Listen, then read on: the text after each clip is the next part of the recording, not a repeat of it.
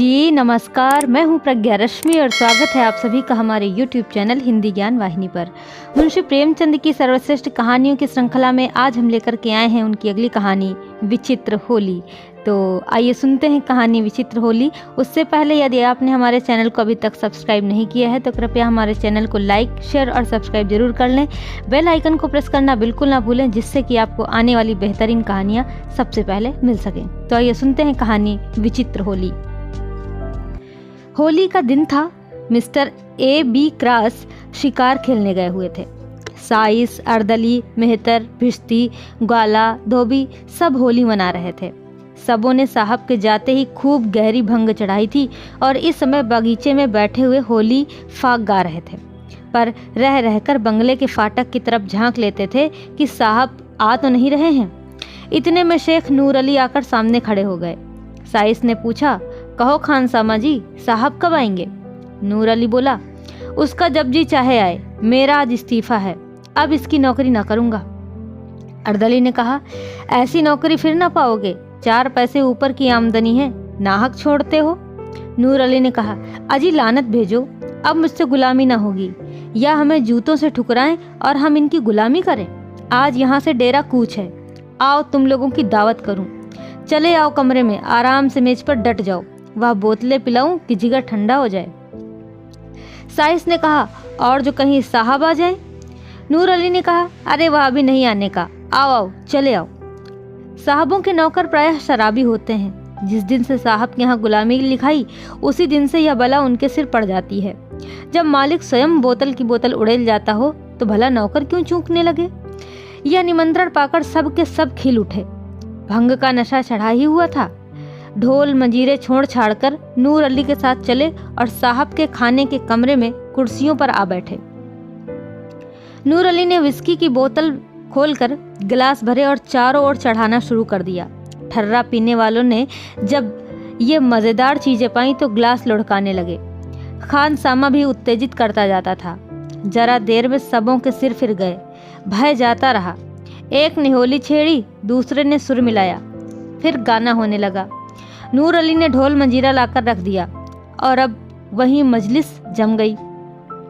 गाते गाते एक उठकर नाचने लगा, दूसरा उठा, यहाँ तक कि सब के सब कमरे में चौकड़ियाँ भरने लगे। हू हक मचने लगा। कबीर, फाग, चौताल, गाली गलौज, मारपीट, बारी बारी सब का नंबर आया। सब ऐसे निडर हो गए थे मानो अपने ही घर में हैं। कुर्सियाँ उलट गईं, दीवारों पर की तस्वीरें टूट गईं। एक ने मेज उलट दी, दूसरे ने रिकाबियों को गेंद बनाकर उछालना शुरू किया। यहाँ यही हंगामा मचा हुआ था कि शहर के रईस लाला उजागर मल का आगमन हुआ। उन्होंने यह कौतुक देखा तो चकराए।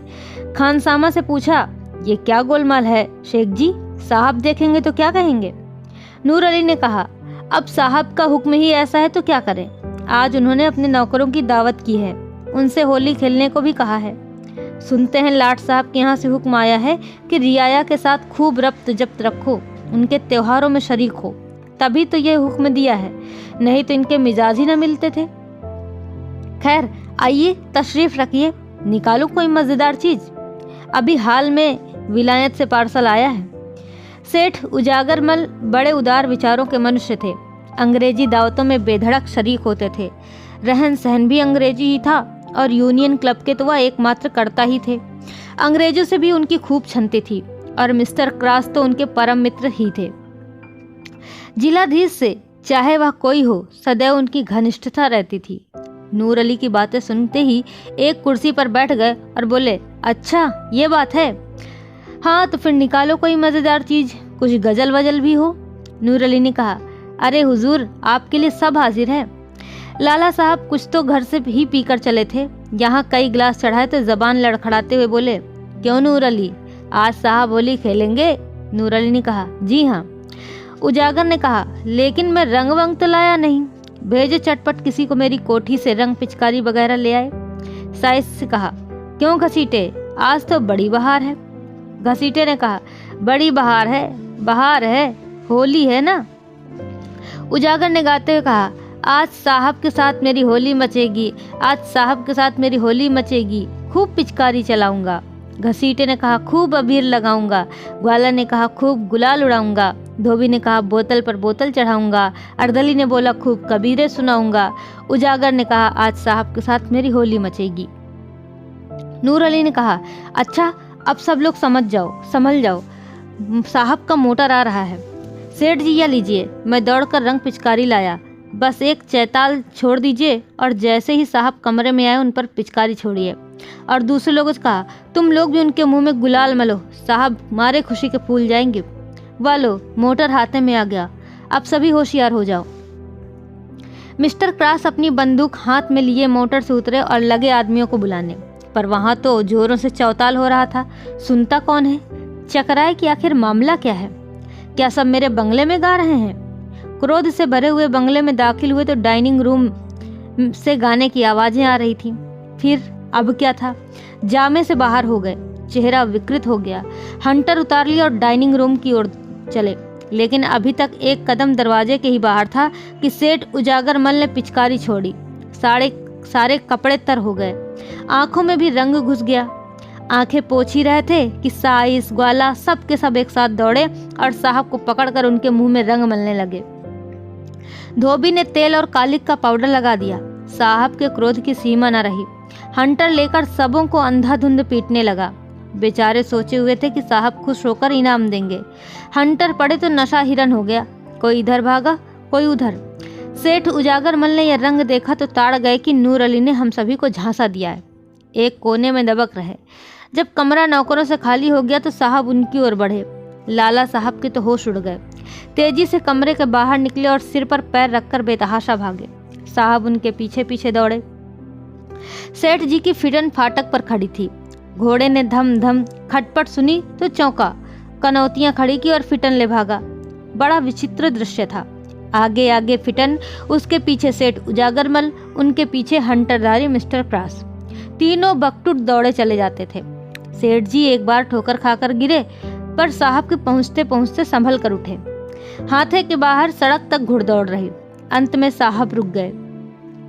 मुंह में कालिख लगाए अब और आगे जाना हास्यजनक मालूम हुआ। यह विचार भी हुआ कि सेठ जी को काफी सजा भी मिल चुकी और अब अपने नौकरों की भी खबर लेना जरूरी थी, इसलिए लौट आए।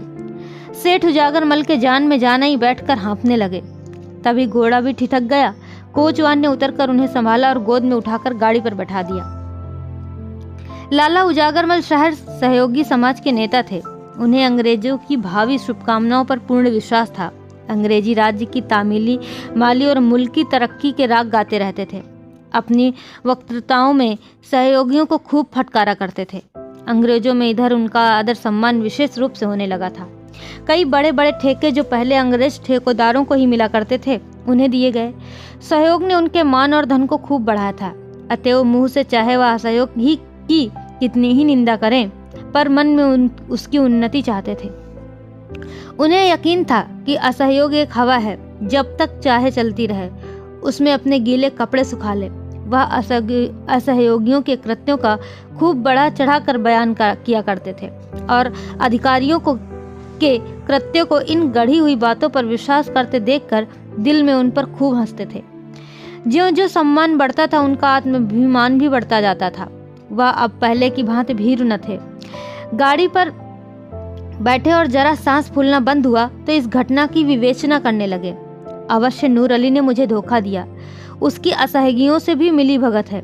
यह लोग होली नहीं खेलते तो इनका इतना क्रोधोन्मत्त होना इसके सिवाय और क्या बतलाता है कि हमें यह लोग कुत्तों से बेहतर नहीं समझते।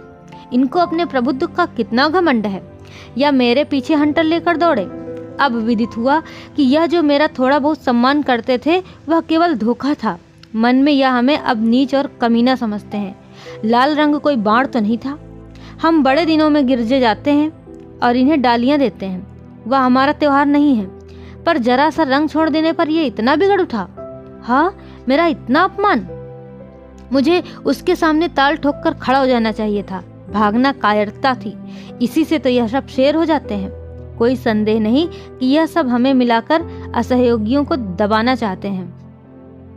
इनकी यह विनयशीलता और सज्जनता केवल अपना मतलब गांठने के लिए है। इनकी निरंकुशता, इतना गर्व वही है, इसमें जरा भी अंतर नहीं। सेठ जी के हृदयगत भावों ने उग्र रूप धारण किया। मेरी यह अधोगति अपने अपमान की याद रह रहकर उनके चित्त को विह्वल कर रही थी। यह मेरे सहयोग का फल है, मैं इसी योग्य हूँ। मैं उनकी सौहार्दपूर्ण बातें सुन सुन फूला न समाता था। मेरी मंद बुद्धि को इतना भी न सूझता था कि स्वाधीन और पराधीन में कोई मेल हो ही नहीं सकता। मैं असहयोगियों की उदासीनता पर हंसता था, लेकिन अब मालूम हुआ कि वे हास्यास्पद नहीं, मैं स्वयं निंदनीय हूँ। वह अपने घर न जाकर सीधे कांग्रेस कमेटी के कार्यालय की ओर लपके। वहां पहुंचे तो एक विराट सभा देखी। कमेटी ने शहर में अछूत अछूत छोटे बड़े सबको होली का आनंद मनाने के लिए निमंत्रित किया था। हिंदू मुसलमान साथ साथ बैठे हुए प्रेम से होली खेल रहे थे। फल भोज का भी प्रबंध किया गया था। इस समय व्याख्यान हो रहा था। सेठ जी गाड़ी से तो उतरे, पर सभा स्थल में जाते संकोच होता था। ठिठकते हुए धीरे से जाकर एक ओर खड़े हो गए। उन्हें देखकर लोग चौंक पड़े। सबके सब विस्मित होकर उनकी ओर ताकने लगे। यह खुशामदियों के आचार्य आज यहाँ कैसे भूल पड़े? इन्हें तो किसी सहयोगी सभा में राजभक्ति का प्रस्ताव पास करना चाहिए था। शायद भेद लेने आए हैं कि ये लोग क्या कर रहे हैं। अतः उन्हें चिढ़ाने के लिए लोगों ने कहा, कांग्रेस की जय। उजागरमल ने उच्च स्वर से कहा, असहयोग की जय। फिर ध्वनि हुई, खुशामदियों की छय। सेठ जी ने उच्च स्वर से कहा, जी हुजूरों की छय। यह कहकर वह समस्त उपस्थित जनों को विस्मय में डालते हुए मंच पर जा पहुंचे और गंभीर भाव से बोले, सज्जनों, मित्रों, मैंने अब तक आपसे असहयोग किया था, उसे क्षमा कीजिए। सच्चे दिल से आपसे क्षमा मांगता हूँ। मुझे घर का भेदी, जासूस या विभीषण न समझिए। आज मेरी आंखों के सामने से पर्दा हट गया। आज इस पवित्र प्रेममयी होली के दिन मैं आपसे प्रेमालिंगन करने आया हूँ। अपनी विशाल उदारता का आचरण कीजिए। आपसे द्रोह करने का आज मुझे दंड मिल गया। जिलाधीश ने आज मेरा घोर अपमान किया। मैं वहां से हंटरों की मार खाकर आपकी शरण आया हूँ। मैं देश का द्रोही था, जाति का शत्रु था। मैंने अपने स्वार्थ के वश, अपने अविश्वास के वश देश का बड़ा अहित किया, खूब कांटे बोए। उनका स्मरण करके ऐसा जी चाहता है कि हृदय के टुकड़े टुकड़े कर दूं। सहसा एक आवाज आई, हाँ हाँ अवश्य कर दीजिए, आपसे ना बने तो मैं तैयार हूँ। तभी प्रधान जी की आवाज आई, यह कटु वाक्यों का अवसर नहीं है। नहीं, आपको यह कष्ट उठाने की जरूरत नहीं। मैं स्वयं यह काम भली भांति कर सकता हूँ, पर अभी मुझे बहुत कुछ प्रायश्चित करना है। जाने कितने पापों की पूर्ति करनी है। आशा करता हूँ कि जीवन के बचे हुए दिन इसी प्रायश्चित करने में, यही मुंह की कालीमा धोने में काटूं। आपसे केवल इतनी ही प्रार्थना है कि मुझे आत्म सुधार का अवसर दीजिए, मुझ पर विश्वास कीजिए और मुझे अपना दीन सेवक समझिए। मैं आज से अपना तन, मन, धन सब आप पर अर्पण करता हूँ। और ये कहते हुए सेठ उजागरमल उन सभी के साथ में मिलकर होली खेलने लगे। तो आशा करते हैं ये कहानी आपको जरूर अच्छी लगी होगी। ऐसी ही बेहतरीन कहानियों को सुनने के लिए हमारे चैनल के साथ जुड़े रहिए। आपका बहुत बहुत धन्यवाद। नमस्कार।